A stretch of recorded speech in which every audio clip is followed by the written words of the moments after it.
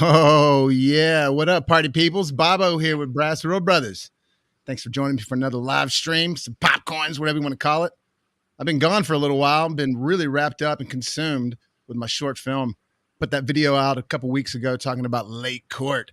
It's been taking over my life and just, it's kind of like a rabbit hole. The deeper I dig, the further it goes. And the more I learn and the more confused I get. And so I just hadn't had time to put out some videos, but I need to keep this channel going because I've worked too hard to get it to the point that it is. Not that it's like at a super point, but it's somewhere. And so I got a good buddy of mine joining me today, Clint, who is actually a future partner of our companies teaming up together and doing some future work and maybe some badass shit. So Clint, welcome, man. Thanks for joining me. Oh man, thank you. I'm really excited. And yeah, this movie, so amped about this. Like I know that Bobby was just sitting there and saying, but Gabrielle, where is she? Right there. Yeah. And I definitely are putting in a lot of hard work on this. We're really excited to see what the little conglomerates that we are developing can do. So super amped. Yeah, Clint and them, they're coming up with some good ideas, and I got to say too, he's doing the marketing. Well, him and Gabrielle are doing the marketing and the poster art, and that's kind of how it came together. And then all kinds of other things have flourished because of just those simple things that we were trying to do. So it's just got all of us exciting. But because of it, Clint and I have been getting to know each other, and we just realizing we got a lot in common on a lot of different things, and especially in movies. I'm really excited when I find somebody who can tolerate me also. Like, so cheers to you. Well, trust me, it's kind of the same thing for me, man. It's almost like finding somebody who can keep up. Now I say that at around 11 o'clock, 11:30, I become a pumpkin, but it didn't used to be that way. It's just because I stopped drinking and I sort of like changed pace, you know, but used to, man, I'd stay up to like 3 a.m. But now I can keep up with the best of them, but when like 11:30 hits, my brain just starts turning off. Yeah. Stopping drinking is that's definitely an experience. And what I discovered actually when I stopped drinking was that all the disaster movies I used to binge, I really didn't remember as well as I thought I did. And so I went back and rewatched a whole slew of them lately. Like I almost feel like there's disaster movies and then there's Roland Emmerich disaster movies. Oh, we discussed this. He's got a genre of his own, sort of. He's created a genre of his own. Oh, for sure, man. He's like the LeBron James of disaster movies. Like and like I mean, and why I say that is like they are absolutely amazing, all the potential in the world. And then they really kind of tend to choke at the end of it. So, like, I'm gonna use LeBron as that analogy. Sure, I can see that. Yeah, just like it's like, how can I not want to see this every time? But I'm never fully satisfied by the end of the show or the game. Can we actually start on Moonfall? Like, yeah, we sure can, dude. So, just to clarify with everybody who's listening, and if for anybody who may have just decided to tune in, which I'd be surprised. But we are doing disaster movies, and we just decided there's so many different styles of disaster movies. There's zombie disaster movies. There's dystopian sort of like after the disaster movies. There's watching it go down. That's something that could really happen. Then there's crazy far-fetched shit like Moonfall. And there's movies that are just disasters, you know? Yeah. And then there's movies that it's just everything about it happens is just a disaster. Yeah. Like one of my favorite disaster movies is Godfather Part 3, man. And it's just a complete disaster, like from start to finish. So. Well, since you brought that up, did you know that there was recently another version released called Godfather 3 Coda, and it was Francis Ford. So apparently Francis Ford Coppola in the studio, there was a ton of meddling at the time, just like studios do. And so they didn't allow him to shoot the ending that he wanted. Now, granted, Francis Ford Coppola is known for being kind of like Stanley Kubrick. He's known for being kind of a dick, kind of crazy on set, just works in really unorthodox, uncomfortable ways. And anyways, so I'm uncomfortable, like the backseat of a Volkswagen? Yes, Mallrats reference. Beautiful. Beautiful. Yeah, very much like that. So anyways, apparently this movie is supposed to be like the better version that was intended. I haven't seen it yet, but it's got me curious. And just since you brought it up, and now that new thing's on Paramount Plus called The Offer, which is like, how many streaming services on. That's Oh, ridiculous. dude. Well, basically what's happening is that every movie studio is getting their streaming service. So like, for example, HBO is Warner Brothers. So they just combined it there. NBC, Peacock is Universal. So they just combined that there. CBS is Paramount. They combined that. Hulu and Disney. You know what I'm saying? So it's basically the movie studios now are realizing we got to get our streaming platforms. So Paramount is that, but Didn't they, CNN do really well with theirs also? yeah, I think that they are. Didn't they say that they're going like they're pulling like a Chevy move where they're going full force like only online platform or something like they're I've leaving television or something? I've heard it's doing so bad that Jeff Bezos is actually going to buy it in a chess move against Musk. So Oh wow, that's not that's true. I just made that up. But like, oh well, you know, it wouldn't surprise me these days with anything's believable with Musk, and I'm not saying that derogatorily. oh no, not at all. Like, we're definitely part of the Musk husk, as we've Oh discussed no, before. we are definitely in pro Musk. I was about to say pro Musk. Which, by the way, it's funny he's brought up in Moonfall. But let's go ahead and get started on it, man. So Yes, let's. Moonfall. Now, I had seen bits and pieces of this. I knew about this. I knew of it being uh, another Roland Emmerich movie, but I got to tell you, man, I did not know what I was getting into when I watched it fully today. And I had it on in the background while I was doing stuff, but I definitely watched it. In fact, stopped doing what I was doing when I at parts of the movie just to make sure I watched it. And look, I think it's the most jumping the shark Roland Emmerich film yet. However, it's not necessarily my least favorite one yet. I think Independence Day Resurgence is definitely still just really bad. Man, I would rank this above most of his actually, because I feel like that we finally gotten to a point with Roland Emmerich movies where he not only is aware of how trite and how cliche everything that's happening is, I think that he also knows that his audience is as well. And if you look at 2012 or Day After Tomorrow, or like, goodness gracious, what was the name of Bobby? Help me out. What's the name of the other one that on top of my head? Well, you had 2012, you had Day After Tomorrow, and then I thought I had a picture of Day After Tomorrow here. I don't know why it's not here, but anyways, and then I mean, Resurgence is garbage. You were right about that. But I'm trying to think of what other one that it was on the lines of 2012 Day After Tomorrow. There seemed to be one more, and I know what. Hang on, let me look at my list here. That's what I'm doing. Well, now we were talking about Geostorm, but Geostorm was his partner Dean Devlin from the Independence days, which they had split up. I guess we got Midway. 10,000 Midway was another one. Okay. The thing is, though, is that I would argue that Moonfall is his finest work in the disaster space since Independence Day. And part of the reason that I say that has nothing to do with the depth of character or the acting or the plot or the special effects, other than the fact that it didn't feel like a retread. Like, I feel like when you're looking at Independence Day, or not Independence Day, 2012, and you're looking at Day After Tomorrow, those two movies almost feel like an aborted sequel.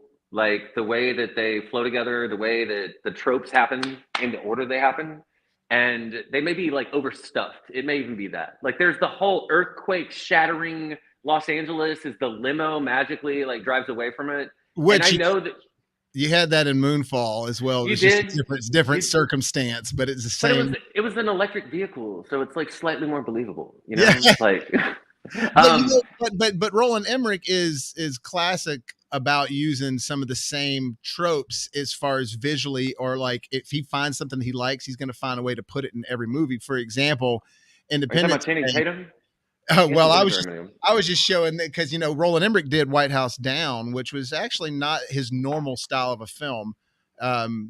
Which that's why this is sort of like a conglomeration. You can see like there's the Day After Tomorrow statue in the back. There's him Channing Tatum right there, and then the Independence Day ship on the left. But with like Independence Day, I felt I don't know. He's using the formula of things that he likes, and he just graduates it from one film to another one. So, like for example, Independence Day, he found things in that he wanted to continue to use in another movie, and so he did the same thing in Godzilla. Like the moment where they're like coming out of their cars in Independence Day, and then they're stepping out into the road and they're looking up to the sky, and in Independence Day, they're looking up to the Empire State Building because they see the alien ship coming over. In Godzilla, they have the same scene where it's like people are stopped in traffic, they're getting out of their cars, and they're looking up and walking into the middle of the street because they see Godzilla. I mean, it's literally like you could merge the two scenes together. And he did the same thing with this movie, with, like you said, with 2012, with them just miraculously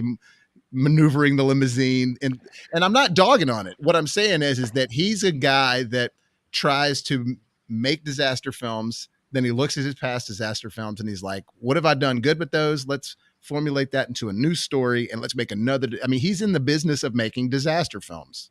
Yeah. He's in the business of taking something simple or an event. It doesn't have to be simple, but he's in the business of taking an event and blowing it up to proportions hitherto undreamt of, I feel like.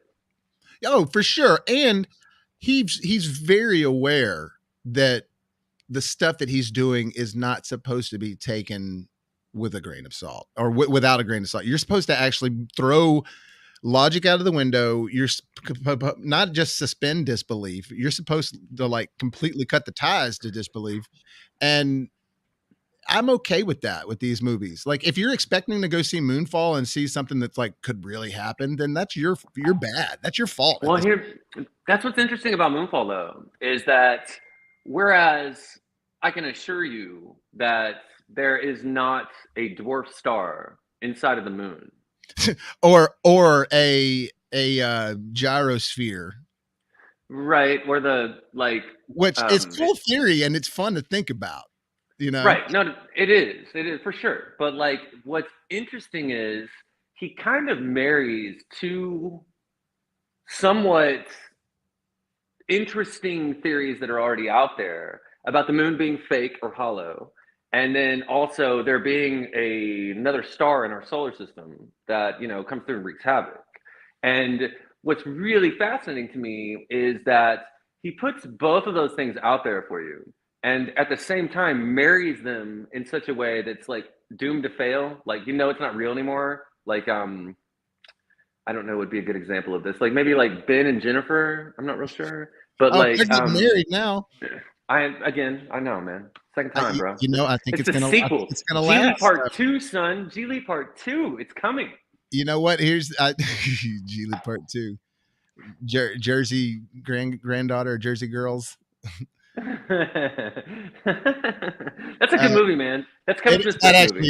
It is a good movie. It is a Kevin Smith movie, and people think that it's a J-Lo and Ben Affleck movie, but she's barely in it. I mean, only because it's more about so tragically. Yeah, and it's more about him raising his daughter. It's not about her. When you were watching Moonfall, was there any point during the watch that you were like, I can't believe Halle Berry has won an Oscar? Because when she was sitting there talking to her son, this is the moment that like pulled me out. Like, I mean, I can buy it all the way in on any movie.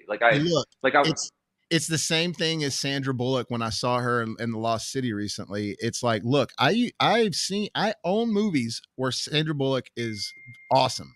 I own movies where she's like, I see why you're famous. And the last movie I saw her in, she was lazy acting, dude. And I felt like Halle Berry was doing the same thing in this too. It's like she thinks, oh, I'm Halle Berry. I don't have to it's like you forget you still have to work on your craft. You still have to make it and maintain it and keep it good. You can't just jump back in a movie and expect to be just good all of a sudden. So, okay, he calls her his work wife in the beginning of the movie. Right. But then like later in the movie, they have that moment where they're like, oh, we can make this work again.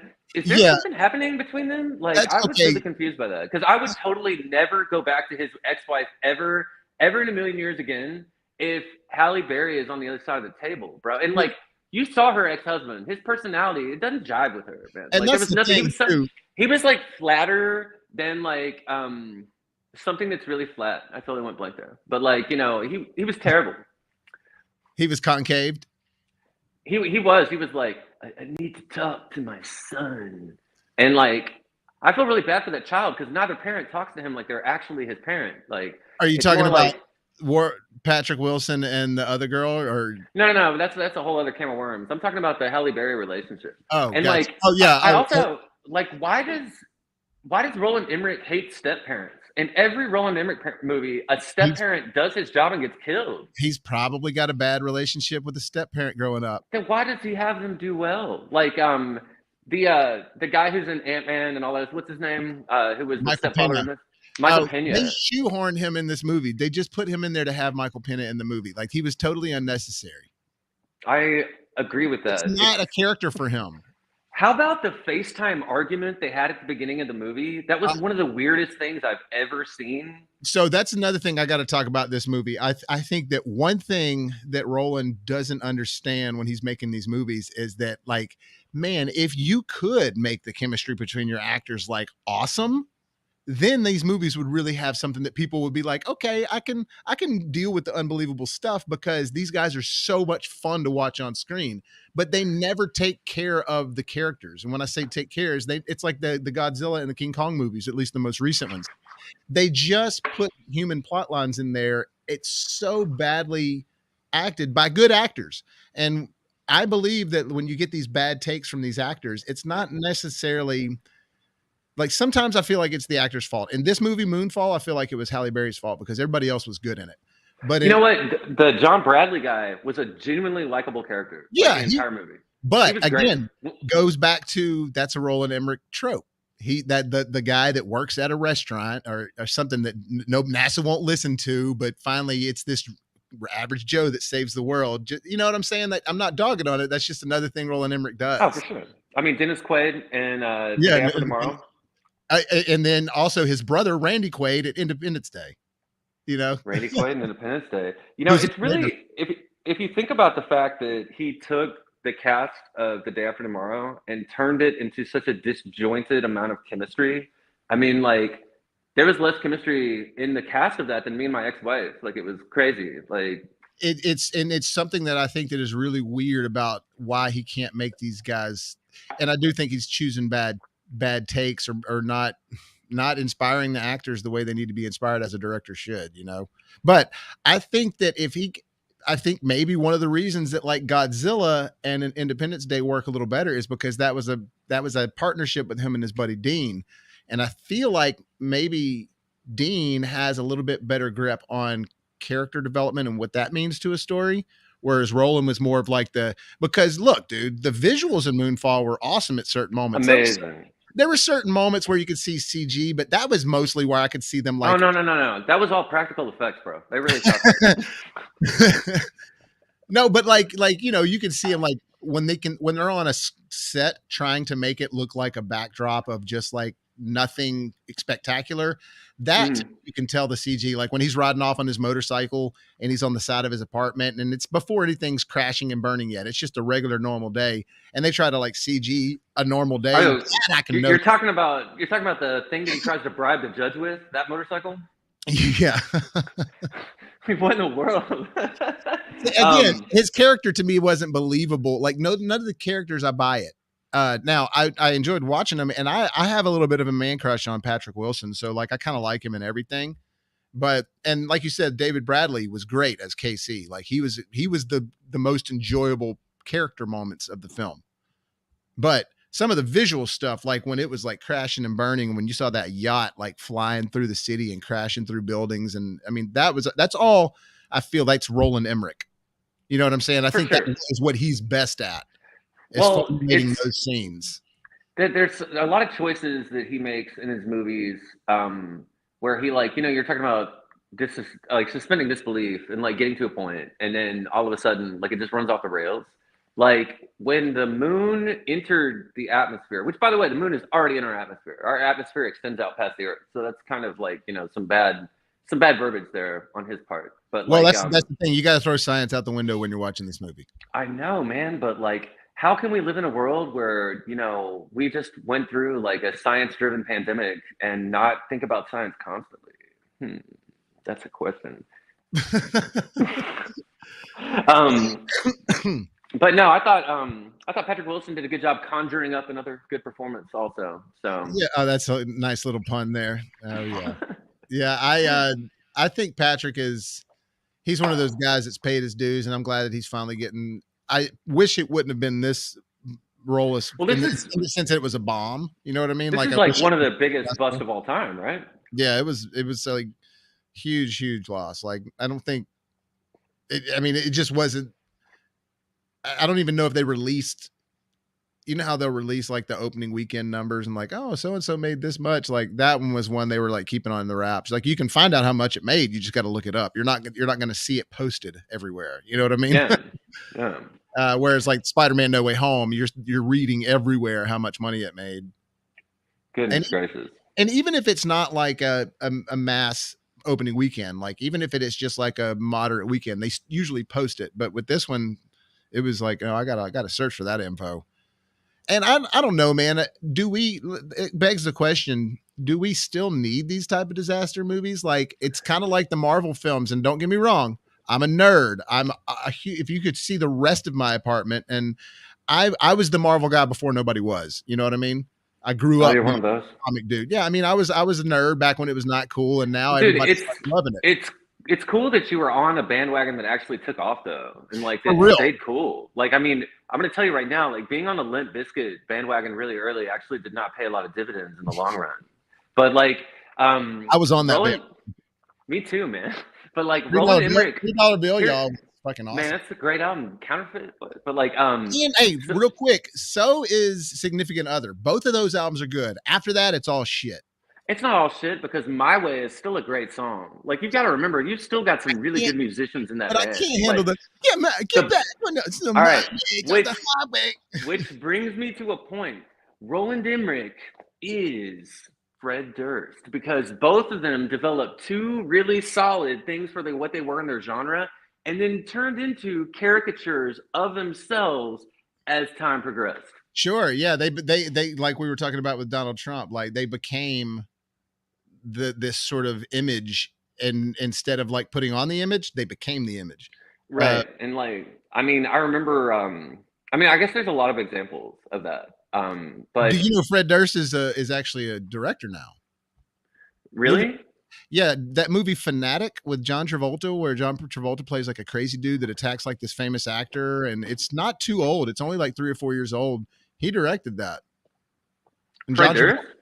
John Travolta plays like this crazy dude that's obsessed with like this famous actor who plays a character on a show, and then he wants to try to Also, know they him, and remade that they remade that De Niro Snipes movie, but changed it from sports to acting. instead of the fan, it's called Yeah. Fanatic.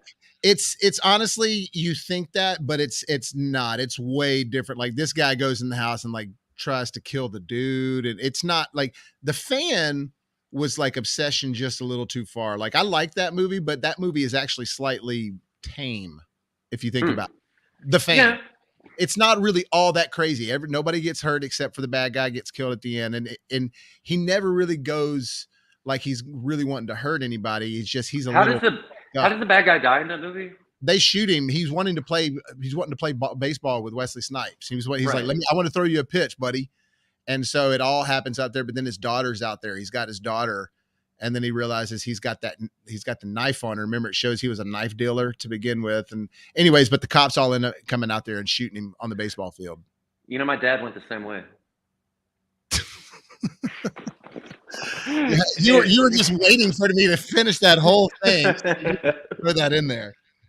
What Fucking sucks about these live streams, I can't jump cut that to where it's no, like actually but comedically that timed. makes it better, dude. Waiting for the whole thing is definitely better because it just I was getting into stupid ass me thinking that you were not knowing you were setting me up. But I wasn't setting you up, man. yeah, It wasn't a setup.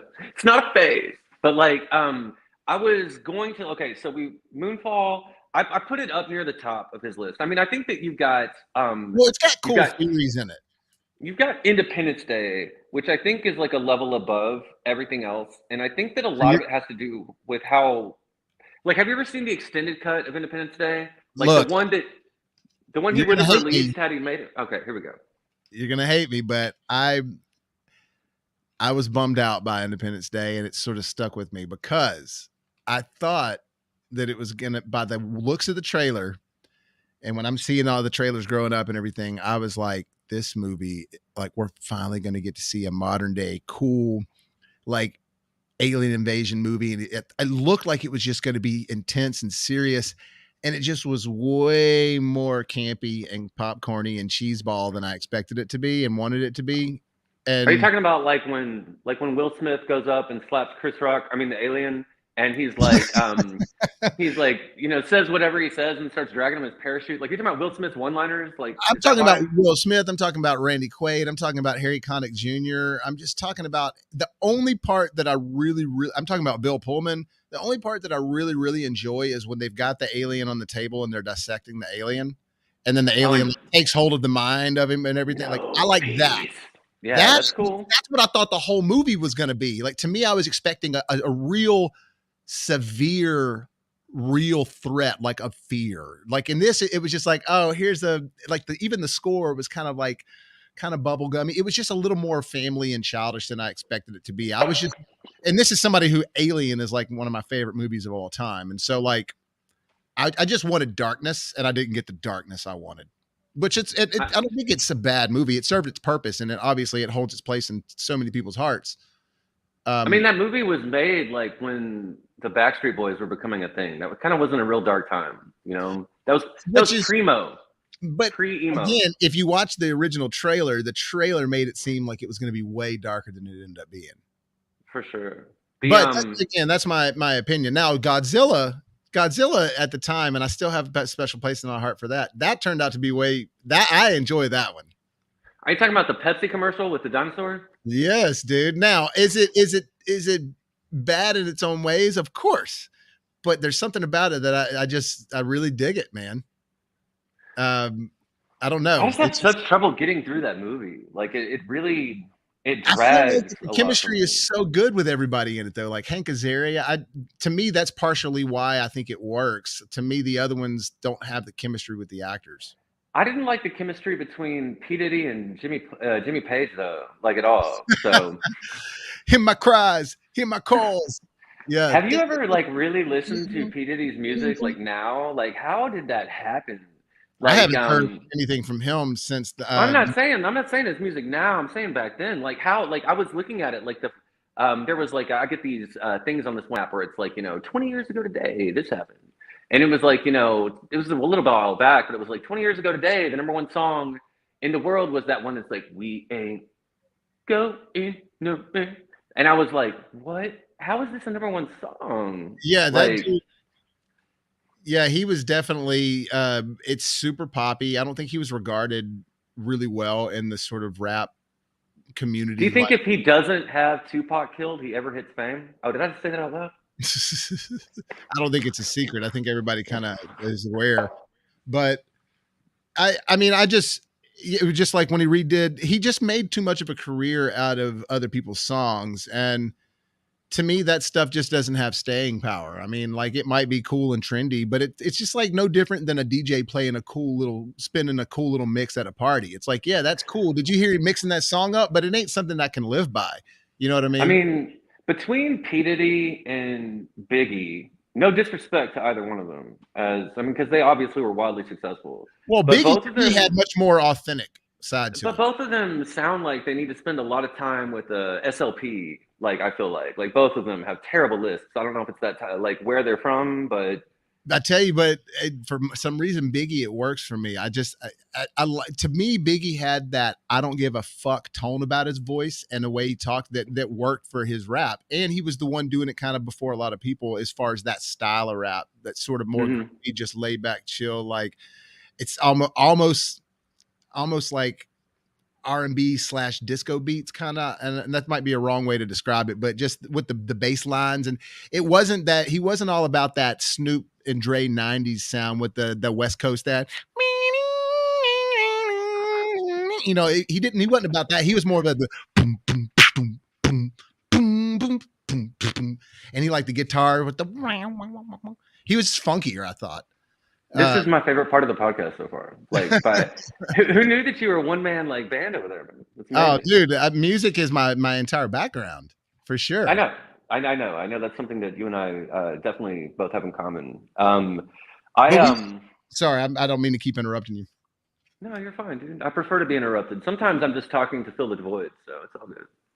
I told you I talk too, man. In fact, like that's what I'm saying. When it's early like this, I can talk good, but we need to get You some can more talk well. You can talk well, dude. Jesus does good. You do You're well. Come right. on. You're right. My grammar, I should know better than that. I'm going to start saying at the end of every sentence now. Where are you gonna be at? Yeah. Well, you bet. So I think that I want to bring up while we're loosely on this topic how much I disliked the Leonardo DiCaprio movie, like Don't Look Up or whatever it was on Netflix. I had Yeah, the great it was too much, man. They went too far with it. like I felt like it was a extreme left political satire. I think it was admittedly trying to be that. I don't think that they were even trying to just like cover that up. I think that they were straight up being like, yeah, this is what this is. Fuck you guys. But I think that just the tone, the humor, the jokes, the vibe of it was too cartoony, and they just went too far with it. I didn't. I thought it would have been funnier if it would have felt more real, you know. Yeah, But it didn't feel real. It felt like a story. It felt cartoony. It felt like a Family Guy or South Park episode. What did you think about the Gerard Butler one that came out about half a year ago or so? You mean the White House one that he had? No. It's a disaster movie with Gerard Butler. Oh, Geostorm. No, is that it? I didn't think that's. Hold on. I thought it was this one right here. Yeah, right here. Look at the screen. Gerard Butler. Yeah, I guess that's it. I didn't. Now this was Dean Devlin. This is directed by Dean Devlin, the other guy that was with Roland Emmerich. So this is his guy who was his partner, and I've got him on the screen now. This guy was Roland Emmerich's partner. Hold on, leave it up there for a second. Wow. So him and Roland Emmerich, they did Independence Day, they did Godzilla, they did a bunch of shit, but then they sort of went their separate ways. And Dean Devlin, so Geostorm is. It's not Geostorm though. It's something else. I'm telling you, it's Greenland is what it is. Oh yeah, you're right. Yeah, I remember that one. I didn't see that one. See, this is what's great about these movies. All right, Greenland is another. So the whole thing is that there are a lot of events going on out there that are hidden from us. Obviously, you and I discuss this stuff all the time. Sure. Like, shout out to Armored Skeptic and like Greg. His channel's amazing. If you guys don't watch it, but like Greenland's fascinating because the place that they're heading to in that movie is where the comet hit us that caused the Noah's flood or whatever, and that started the Younger Dryas climate event. Like that's exactly where it hit. So it's just like with the Nemesis star, the dwarf star that we have, in the movie that we just saw, Moonfall. In all these things, there's like always a little bit of a belief out there that's injected into it. And so it's never just they're all coming from somewhere. They just exaggerate on something that's already there. Absolutely. And so I think that and I love, you were saying, I don't know why they should keep making them or any of that other stuff. The thing about it's great about a disaster movie, and this is where their place is. Their place is obviously not at the box office anymore. But where their place is when like there's like a massive storm outside and you're not going to go out that day. And like maybe you're with your buddy or one of those people that you have children with, a wife or like girlfriend or whatever, like and you're like, let's watch something to set the tone. Like having a child, right, that's like coming up in age and there being like some crazy nonsense, like weather-wise, that's going on outside, like being able to sit down with them and watch a movie like Day After Tomorrow, like it really like expands their imagination. Like because they're like, oh my gosh, what if the storm outside, could turn into this? Like there was that the remake of Twister that wasn't a remake of Twister, it was a movie about tornadoes. There's like a fire tornado that happens because this fire gets sucked up in it. Came out probably like 4 or 5 years ago. Into the Storm. Did you ever see that one? I didn't. Man, Into the Storm. That's quality. That's Well, see, that's the thing. I used to want to watch them all, but like now it's like they're starting to put out so many. I'm just kind of like, I don't know if I want another disaster movie. Yeah, I mean, I can see that. Like, But that's not to dog on it, because this is coming from the same guy that'll go see slasher after slasher after slasher. You and know, make slasher after yeah. slasher. So by no means am I trying to like say that there's not a place for them. I was just asking the question, like for me, the Marvel movies, as much as I still do really love them, I do feel like that they do have a whole other not just chapter but saga to keep going with that, but it's getting more in depth to the fanboy stuff rather than what the casuals could enjoy. So I feel like that as a mass of everyone being into Marvel, it peaked at Endgame, and now it's getting so galactic and so all over the place with its Disney shows and stuff like that, that I feel like people were kind of like, well, I had a fun time with it, but I'm kind of over it. See, I'm I not talking about the disagree in a public. sense. Like, what's crazy is here's where I think perhaps dissension begins. Is that I am really enjoying Moon Knight. Like, I enjoyed a great deal. Don't get me wrong, but I can tell you it's the first thing that Marvel's ever released that I have trouble watching the episodes of. Like, and it may just have something to do with my work life. Like, it may have something to do with how many projects we have going on. You know, meetings, etc., schedules we keep, the amount of art that I'm doing, stuff that we're doing with the movie, stuff I'm doing with Gabrielle on other projects, ABEC, etc. But like, there's something about this show that I found myself having to watch each episode 2 or 3 times to actually make it through the episode. And I don't know if I love Oscar Isaac as an actor. I want to like put He's that out there. fantastic. He's I think phenomenal, I and love he's killing the dual role also. But at he's the same, he's the best part about the show, him and Ethan Hawke for sure. he is. But like his chemistry with his wife, I guess in the show, what ends up being his wife or whatever. I don't It's like her. it's. I don't either. I don't either. And like and she may be a phenomenal actress. I've never like seen her before, but I can tell you that like I get sucked out of the show every time I can't use. I. There you go. That's like a weird thing for me to go through is like seeing that happen and then kind of getting sucked out of it. And I mean, Well, with Loki, with you know, uh, Hawkeye, with oh my God, WandaVision's like one of the best television shows I've ever seen in my life. WandaVision was excellent. WandaVision was top drawer. I honestly really I think Hawkeye is my second favorite. Me too. I would When say I, Loki third. well, when I yeah, but when I first saw uh the first episode of Moon Knight, I was I was like, oh shit, this might be like my second favorite to WandaVision now, because the first episode felt like a movie, but it just sort of felt like they declined in quality after that.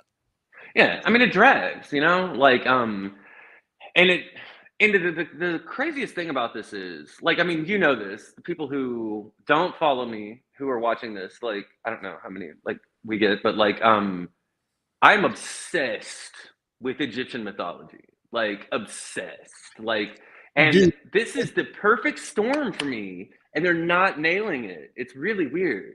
I agree. It's like they're going Egyptian mythology light. And I'm with you on the Egyptian mythology. Every day I wake up, even though I don't have time to play games right now, but it was announced in December that Ubisoft was going to finally do Assassin's Creed Origins next gen update. So it would be 60 frames, HDR graphics, all that stuff. And so every morning I wake up because Origins is all in Egypt and it's my favorite Yeah. settings of any of the Assassin's Creed games. I love the desert. I love the cool nights. I love just the magic slash belief system behind it all, and you know what I mean. Like they are sort Yeah. of like the OG people.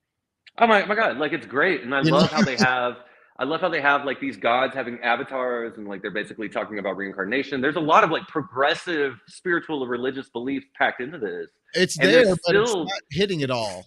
it's still missing. I mean, like every morning when I wake up, there's a halo hanging from the corner of my girlfriend's four-post bed.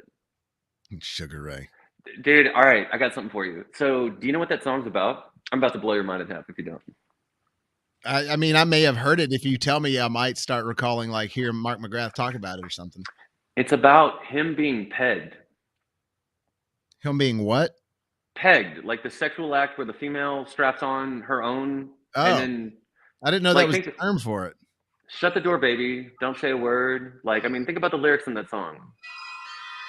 Yeah, I didn't realize that that was a thing. Sorry, that was my mom. I got to call her back. Yeah, that's cool. My headphones are about to die anyway, so. No, no, I did not know that was about being pegged, which I also didn't know that was what you called it. So now I know that at least. Two things. Well, I'm only familiar with that.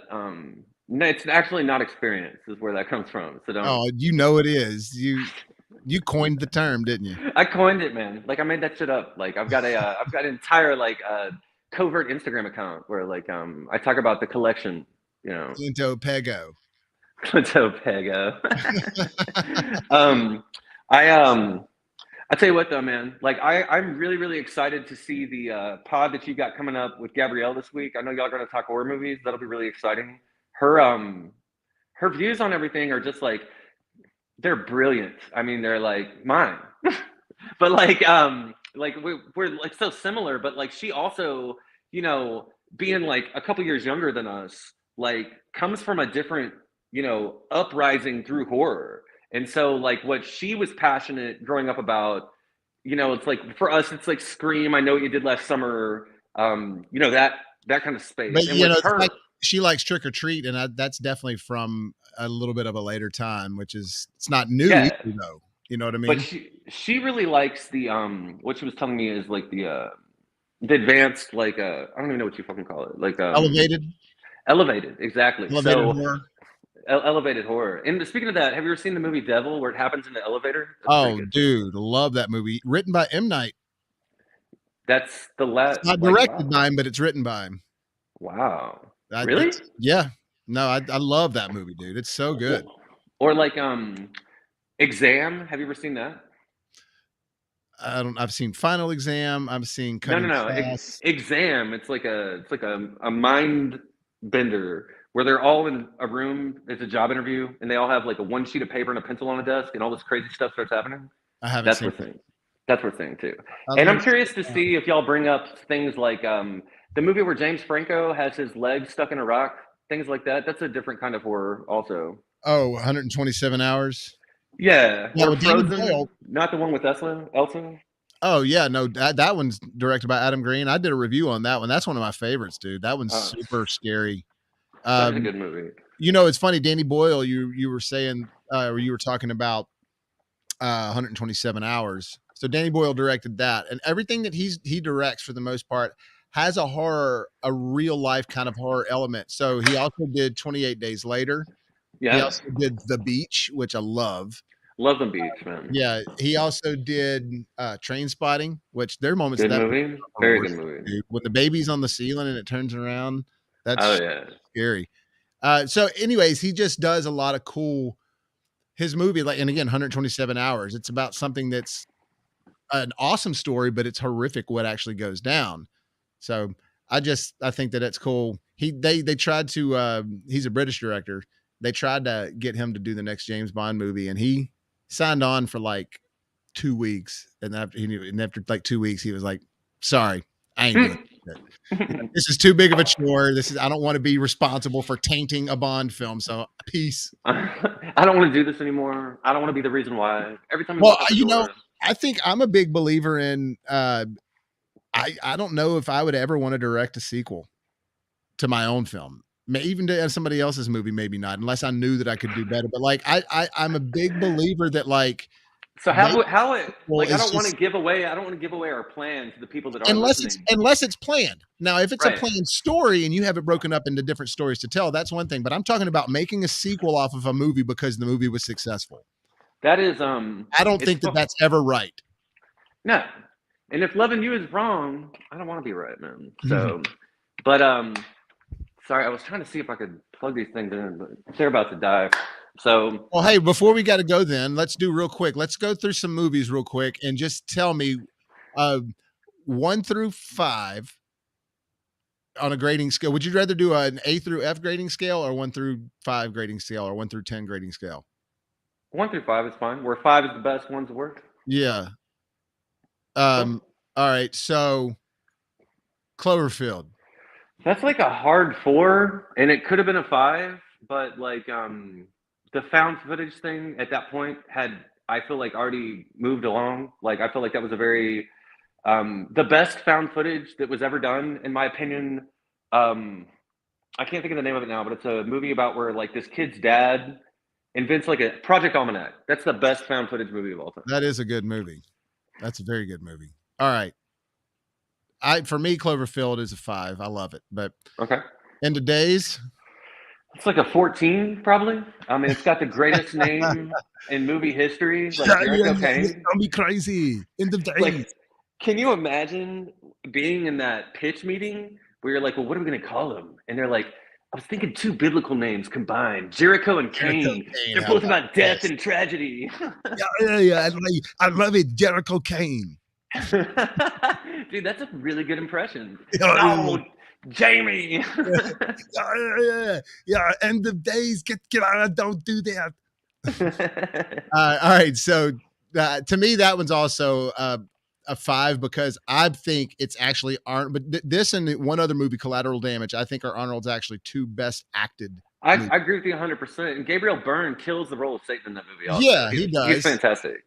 And what's funny is that the same year, another movie called Stigmata came out where he played a pastor. So he plays a devil in one movie and he plays a pastor in another movie. That's like balance, man. The yin and the yang, dog. I was talking to you about this. You know, Gabriel Byrne, underrated. He should have gotten, not that he's not respected in the industry because he clearly is. Him not being Kaiser Soze, spoiler alert, was probably the greatest tragedy of his career. People wanted to believe that he was a bad guy. I wanted to believe in him. I believed in him. I thought it was him on the dock, but it wasn't. Dude, that whole movie's awesome, but now it's tainted by Kevin Spacey. Man. Look, not only I'm not even worried about some of the charges that had been brought up on Kevin and everything like that, because I'm some of the person that's like, depending on what you've done in your personal life, if it ain't so bad, I can still enjoy your work. But it's the fact that he's behaving so weirdly online and putting out those weird blog videos around Christmas time where he's like cutting the turkey in character from the House of Cards guy, and it's just strange. Now I'm just leaving out behind him. I can't. It's you know what I mean. Really weird. All right, so Godzilla, I think that's a 1. I'm not even going to bring that one up for you. Yeah. Okay, let's go the comic route, the comedic route. I mean, this is. Man, that's a 3 because I find all of the rape scenes with the devil in it to not only be extremely inappropriate, but also they just take it's misplaced. Like it's too far. Like there's so much brilliance in that movie. Like Michael Cera's character as Michael Cera, he's phenomenal. Oh, when he's like, I'm just playing a game. When he like gets slapped by Jason Segel, that's so funny. But everything dealing with Satan and his penis in that movie, it jumps the shark. It goes too far. It removes me from it. So like half of that movie, if I could find a way to watch it without that, it'd probably be a 5. But like because of that, I've got to put it like a 2.5 or a 3. So yeah, for me, it goes down to about a 3.5. Because it's like this. It's like the scene in Scary Movie where all the ejaculation hits the window. Yeah, it's like that. It's slapsticky at this point. You didn't need it. I mean, like Regina Hall in the movie theater alone is one of the funniest scenes in like movie history, let alone spoof history. Oh, she's like, she's like, Shakespeare in Love. That's like the funniest thing ever, man. No, and what's so funny is she's just now finally getting some notoriety in the industry. Is like getting some awards and doing some serious roles. She hosted the Oscars. Have you ever seen King's Ransom with Anthony Anderson and her? Oh, I know the title of it. I don't think I ever saw it though. Dude, I like Anthony too. She plays a dingy, like bimbo, really hot, like hussy type in that. And she's like awesome. She stole my heart in that movie, bro. Like, yeah, she's adorable. That's the thing about her. You can watch her and it's like because she can play a good serious role, but then she can not take herself seriously and be so funny. Exactly. And she's cute at the same time. Yeah. She's really, I mean, when she's not playing the silly role, she's beautiful, man. Like as an artist, I can tell you like her bone structure is, I mean, it's so perfect. It's just that voice. Oh, I know. For sure. All right. So here, how about this one? Bringing it old school. Ooh, Armageddon. Armageddon is Michael Bay's best movie. I'd say The Rock is probably my favorite Michael Bay movie. Armageddon might be a close second. It I, is. I'd I say remember Pearl seeing Harbor gets a. I like Pearl Harbor. You do? It's I know people say it's too much of a love story, but what I like about it is it sort of depicts like what it would have felt like to be in sort of this picture perfect time of Americana during all that happening. And when it happened, it was just like the people that were actually, I'm talking about the people that were in Pearl Harbor, like not like us over here in Texas. Do you You know know, what the odds though? This is what kills me. Is what the odds of Ben Affleck and Josh Hartnett not being able to go out and pick up other tail in the midst of this are? Like it's impossible. Like they don't have to fight over the same girl. They can sure. literally walk into a bar and be like, "Yo, I'm single." Well, Like look, I think that it was Michael Bay's attempt to do a little bit of a lovey thing. Look, it works for he me. tried that on Armageddon too with the animal cracker on the belly. That's one of the weirdest things I've ever seen. Like animal Yeah, cracker foreplay. Like yeah, that's so funny. That is interesting. And you got Aerosmith doing the soundtrack. Now, don't get me wrong, I love Armageddon, and it's Bruce Willis. that's the So reason he didn't want to close his eyes is because he didn't want to see what that was going on with the animal cracker. You don't know where that's going to end up. and what's crazy is it's to think about that she's doing a seductive scene to a song that her father's playing. That's not weird at all if you think about their relationship and stuff though. Yeah, Like she's that's in a all the videos. all of them. Yeah, Like that's her and Alicia. Which I Alicia think it would have been Silverstone. like a great fun thing if she would have made some sort of cameo in Armageddon just to do it, Oh, just for to sure. party there. So is that what is that? Did you say that's like a 3 or a 4 for you, I mean, to be honest with you, I don't or like five? that song. It's a five because like that. I don't know if I could ever watch it again. And yeah, the science is stupid, and like there's a lot of not great in that movie for sure. But I mean, if you just take everything out of the way and check your brain out at the door, like it's so enjoyable from Well, start to and finish. again, it's a product of its time. That was at a time where movies were all about that. Like action movies were the movie to go see. You know what I Yes. mean? Now it's more of a superhero vibe, and fantasy is the thing that's like really taking the boat for blockbuster records. But then it was straight up action movies. If you were the top movies that were making the top money were action movies in the 90s. Mm-hmm. Mm-hmm. So speaking of, you got this one. Mm-hmm. Same That's summer, same exact that summer. that came out before Armageddon, I believe, I like think on it the did. calendar. Um, Deep Impact is way better scientifically Oh, and way crummier on the fact that you can tell that they didn't produce the budget needed to. It tries to be mental when it needs to be like more all this stuff happening, and yeah, they that was also during the time where Helen Hunt's clone was in movies. Her younger clone, what's her name, ZB Gabariki or whatever. I forget what her name is, but oh, yeah. I mean, if you look at her, look, she looks like a young Helen Hunt, bro. Zobiesky or something like that. Leela Lilo Zabiskie. Sobieski, that's it. There Yeah, you go. yeah, That's it. yeah. But That's okay. so yeah, that one I like that one less than Armageddon. I All do right, too. I put it like a two. how about this one? Oh my gosh. Um, I had to put it in there. I Am Legend is one of the best movies of Will Smith's career until the dog dies. Oh, nobody wants to see a dog die in a movie. That's also when the rest of the movie like just goes downhill. Like they Well, should have never shown the monsters. The CG was so bad in that the movie. CG It, is some of the worst I've ever seen, actually. And for the it's time, so bad. they were way behind. At the time, there were CG movies coming out that were good, and They that was just spent. like bad CG. I feel like they spent the entire budget on the scenes that were New York blanked, and those scenes are amazing. Those are like haunting, No, and they like are. that's the crazy part about I Am Legend, though. Is like the first half of the movie is amazing. The back half of it is like a level of bored that I would put akin to episode two, The Clone Wars. No, it starts out as an A and then quickly becomes a C. Yeah, yeah. Um, so for me, because of that, it's like a 3 because I like the story and actually the alternate ending on the Blu-ray or DVD. If you choose to watch the movie with that ending and they have it set up to where you can watch it with the alternate ending, I feel like it's a better story. He dies. he sacrifices himself for the woman and the child so they can actually make it out and carry on humanity. And it just has more of a poetic I am legend vibe. I am the one who sacrificed himself to keep it going. But the way they made it in the movie is to set it up for sequel, which they're making with Michael B. Jordan and Will Smith. I don't know if you knew about that. We Are Legend? It might be called that. I wouldn't be surprised if they called it something like that. Now, Will Smith's projects are all on hold at the moment because of his whole Oscar deal. They literally are. All the studios decided, hey, let's put him on hold for a minute. So sometimes when my headphones aren't dying, I'm going to give you my full breakdown on what I felt about that, because I don't think that it'd be too much to get into. Sometimes when these things aren't beeping. We can do a Will Smith conversation one day, but let's get through the rest of these. I want to see what you think about these. So, all right. Geostorm, you don't remember Geostorm, right? No, I remember it for sure. It's just it's not what I was thinking of. Greenland and Geostorm to me was really, really boring and uneventful, and like. And that's the thing.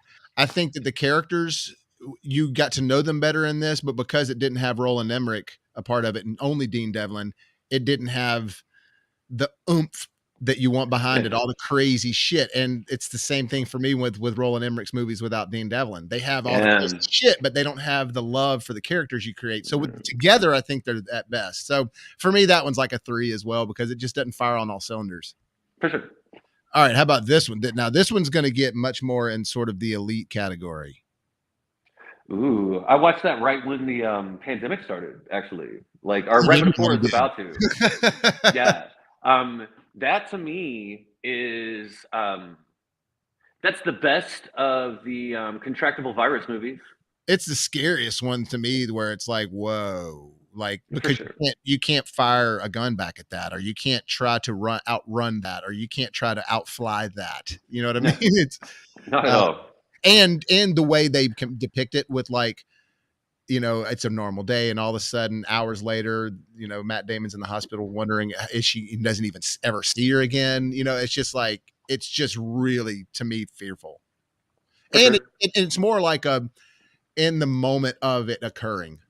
You know what I mean? Like, that's what that movie's about. It's like, it's about in the moment of when it's all like first case to just devastation. It's not about like who did it. It's not about like getting to know these characters beforehand. It's like, let's start off when this shit's starting. And that's it's kind of like Crash meets Virus. Interesting. That's a good analogy. All right. So, but what do you say? 4, 5? I think it's a 5. I think it's a 5 as well. I think that's definitely a 5. All right. Independence Day. I guess you and I kind of differ on this. Like, I think this is a 4 because a computer virus from an Apple IIe is not going to take out anything. That's, but, and that's as ridiculous as like the, I mean, my God, that's like as ridiculous as like the end of Summer Catch with Freddie Prinze Jr. when like his whole world's falling apart, but at the end, like he throws a strike, they win the game, and like Jennifer Love Hewitt falls in love with him, and an agent shows up and signs him like all in the same minute, like because they were like, oh crap, we only have like $5 left in the budget, like that's just as bad. And again, that's like, back when movies were like that, you accepted it. Like the end of Goonies, all the shit just going down on the beach and everything just fixing itself. And then it's like, we will not. And then the guys are like, sign these papers, sir. We will not sign. Oh, Chuck. It's just everything happening all at once. So Independence Day, I give a 3 just because it is part of my childhood. It is nostalgia. And there are fun parts of it. But there are a lot of the moments that take it down for me, take it really down. Yeah. And then you got this one too, which to me is a 1. 1, yeah, straight up. It's almost impossible. Like you would have to be on so many barbiturates to get through that. Like, and it's a rinse and repeat of part 1, just with like their kids. Somebody should do a movie rating system where it's 0 to 4, but like it's the amount of bowls you need to smoke in order to enjoy the film. Yeah, let me work on it. And we'll give it 4 bowls, 3 bowls, 2 bowls, 1 bowl. Yeah, there you go. All right, so this one's jumping on a franchise because I think this as a whole is phenomenal. I think people have their favorites, but I do think they're all quality. Mad Max. Okay, Mad Max.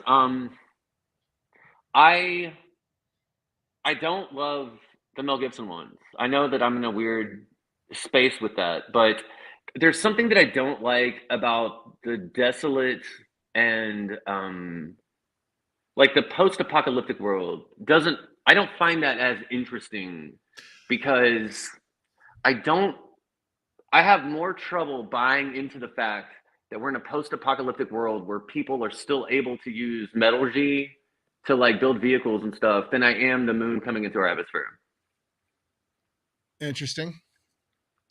Well, and again, I think that for when they were made, I think they were pretty ahead of their time. But you do enjoy the Tom Hardy and Charlize Theron one? Oh, for sure. That's a good movie. It's well done, but that has a lot to do with Tom Hardy too, man. Like Tom Hardy, he kills. Superman crush on him, by the way. Tom Hardy, man. Sometime that we're gonna have to come on and talk about why I believe that the Dark Knight Rises is the most underrated comic book movie of all time. Oh, it's my favorite of the Nolan trilogy. And don't get me wrong, I think Dark Knight with Ledger does an amazing job. But I mean, dude, when he's just like, you fight like young man.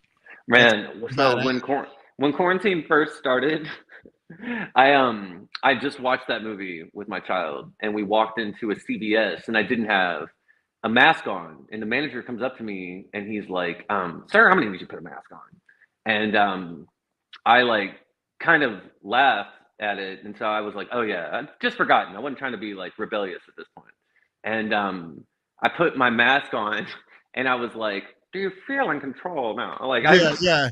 And he just looked at me like I was crazy. Like, do you feel power? Yeah. Do you yeah. Do you feel in control? Everything about his lines in that movie. And I mean, again, that's a whole other conversation. I love Tom Hardy, but I like the Mad Max movies. I think they're all great, but I also grew up on them.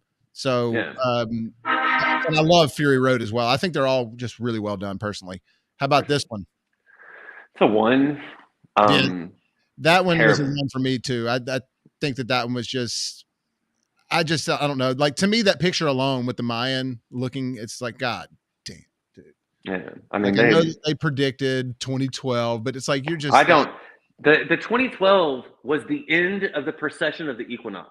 So Earth's on a wobble, okay? And like the wobble, this is why we see different constellations in the sky. Like predominantly, this is where the age thing comes from. Age of Aquarius is what we just entered. Age of Pisces is where we came from. Age of Taurus was before that. Like, there's the age of Leo, which is 12,600 years ago, which is probably when the Sphinx was built, I'm thinking. But it's 26,000 years. It's how long it takes the Earth to spin all the way around when it comes to where its like axis is hitting, okay? And so 2012, everybody thought it was going to be the end of the world. But in truth, all it was the end of one full revelation, which the Mayans called a great year. And they said their prediction is the world will end as we know it. And, so keywords there, as we know it. As we know it. Exactly. Yeah, but that was a one. That was a total cash grab of a movie. How about this one right here? I fell asleep in it and never went back to finish it. Oh man, I encourage you to. That's a 5 for me, 100%. Okay. That's right. That one is it's daunting, but in a way that's like it's just one of those tough stories, but it's good. It's well done. Okay. How about the Children of Men? Children of Men's like a 4 for me, man. That's a strong movie. Yeah, for me that's another 5. And again, you might hear a lot of 5s in here. Not a lot of them. Just these past few are going to be 5s. So Road's a 5, Children of Men's a 5 for me. I just think Alfonso Cuarón's directing style is puts you in it. You feel you're there. War of the Worlds. Okay, Tom Cruise is one of my favorite actors. He never makes a bad movie, and except for maybe the sequel to Jack Reacher. But like that movie, War of the Worlds, is one of the most suspenseful and terrifying of any of the disaster movies. The scene where they're in the basement and the little eye comes down has a killer scene. That movie is so underrated. I don't know if it is underrated because I think over time people have realized how it still is watchable and it still works really well.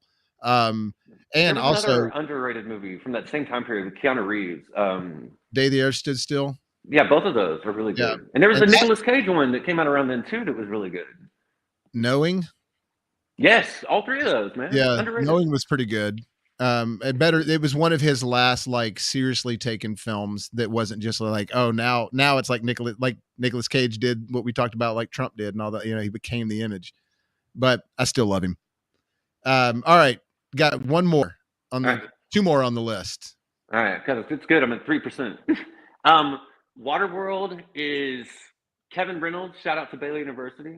Oh, nice, And and that's a nice job there. yeah, actually, I grew up with Kevin Reynolds' son, Jonathan. Known him for almost my entire life. So that movie is super special to me because I remember hearing about that movie's concept, and I remember hearing about the stuff that was going on in the background of that movie, like when it was being made. Yeah, all the Like, problems and all, and the well, director leaving, they and spent multiple millions more dollars reshooting the underwater scenes because Costner didn't like the way it was showing his bald spot. and I still and I still think it's still a record for most over budget and slash failure. Yeah. Well, I mean, that's another type of Mad Max movie, I would say. Like that's in that same vein. Like it's like a post disaster. But like I think Waterworld's fantastic. Like I know a lot of people don't like it, but I think it's really cool. I think it's enjoyable. I wish I had something that I could pee in that would immediately turn it back into drinking water. That's like the coolest thing ever. Yeah, that would be cool. The I what I liked about the movie is that it's kind of like, in the sense of Mad Max, is like it's an all in camera movie. Everything you see on the movie was filmed, and like, so all the props, the city on the water, they built that, you know, like, and that just doesn't happen anymore. So I appreciated that about the movie, but I think in quality, it's about a 4 for me. For sure. All right, these are the last one. This is a duo. Volcano and Dante's Peak. Okay, Dante's Peak is nearly unwatchable. It's so boring. And it's so bad in logic, in the sense that they're driving rubber tires through lava. Terrible. And then Volcano is somehow miraculously even worse, even though it looks better. Like it's a better looking movie than Dante's. But Volcano, it's got Two-Face in it as the main character. Yeah, and like exactly. Like I think it's funny you refer to him as Two-Face. Harvey, like the thing that I hate about that movie though is the scene where the lava, and it's just so anticlimactic also, because like the lava is like coming up through the streets of like LA or whatever, and then they like turn the bus over to like block it, like it's not going to immediate. And also, I'm gonna tell you something right now. If you've never been on a volcano, if you're within like, I don't know, 10 feet of lava that's coming out, it is so hot, like it burns your skin. Like you can't. Like I've been in Hawaii on the areas where you can. Yeah, I'd have to show you pictures, but like I've been at an area, and then 20 minutes later, lava was over. Like you know what I mean? They're like they're hopscotching around, man. That's like they're like playing like they're playing the floor is lava with that stuff, and it's just not, you know, that really bothers me. So those two right there, the heat that comes off of lava is extravagant. That's a one combined between those two. Yeah, I'd say that for me, it's a Volcano is about a 3, because at the time I enjoyed watching the lava effects and all that, but Dante's Peak is so bad that it takes everything away from Volcano that they both cancel out to a 1. Because Dante's Peak is a 0 for me, dude. There's nothing enjoyable about that movie. Nothing good about that movie, for sure. Well, I'll tell you what, man. This is it. Fun. Yeah. This is cool, dude. Thanks for doing this with me. Yeah, man. We'll be chatting soon, and good to be over here on the channel. Yeah, thanks, and let's do more. Yeah, for sure. Whether your followers like me or not, whether my followers like you or not, they're kind of stuck with us. So yeah, no, and I think it's a good dynamic, man. I think this is good. So no, thank you for doing that. And of course, we got other things to talk about on other scopes, but we'll figure out the next thing. We'll maybe think about a trilogy, or maybe we can do a whole thing about the Will Smith and the Chris Rock deal. Maybe that's late news, but we'll figure out something.